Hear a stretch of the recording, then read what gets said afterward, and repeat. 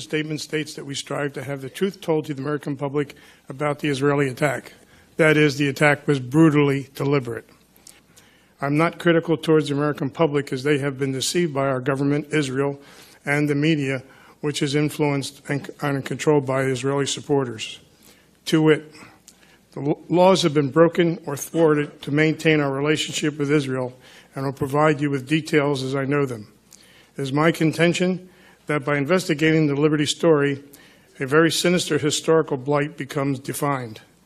I pray America has the guts to look inwardly and take the right steps to correct not only the Liberty injustices, but also become acutely aware of Israelis' actions, past, present, and future, against humanity in Palestine. The Moore Commission is the benchmark identifying the Israeli injustices that our government will not address. I am a Liberty survivor. What does that mean, and how does that work into the reassessment of our relationship with Israel? I survived the 2-hour Israeli attack on the U.S. Naval Intelligence ship USS Liberty AGTR-5. On June 8, 1967, during the Arab-Israeli Six-Day War, Israel tried to sink the ship, attempting to murder the crew of 294 Americans. They launched 5 torpedoes, but our captain, William McGonigal, assertively dodged 4 of them.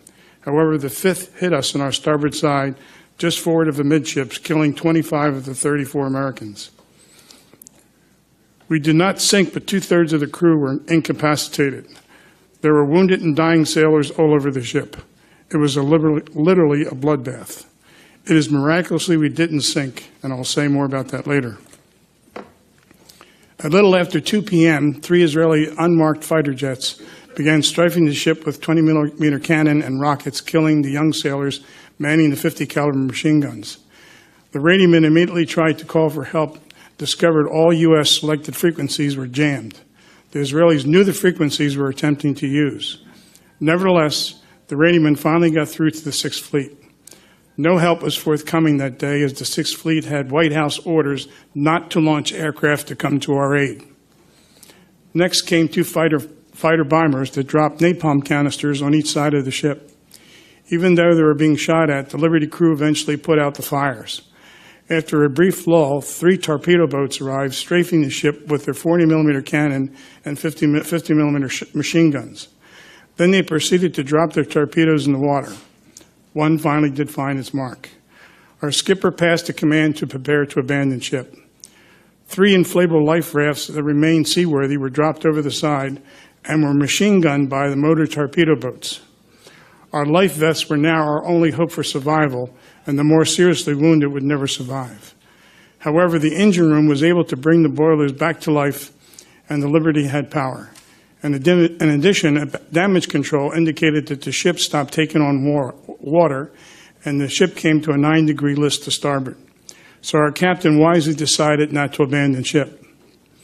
In order to secure the Jewish vote for upcoming elections, they could not have Israel taken to task.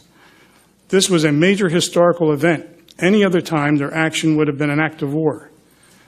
The event had to be buried quickly, quietly, and without fanfare. Therefore, a couple of actions were taken immediately. The Navy told the Liberty survivors never to talk about the attack to anyone, including our families, or face a $10,000 fine or 10 years imprisonment.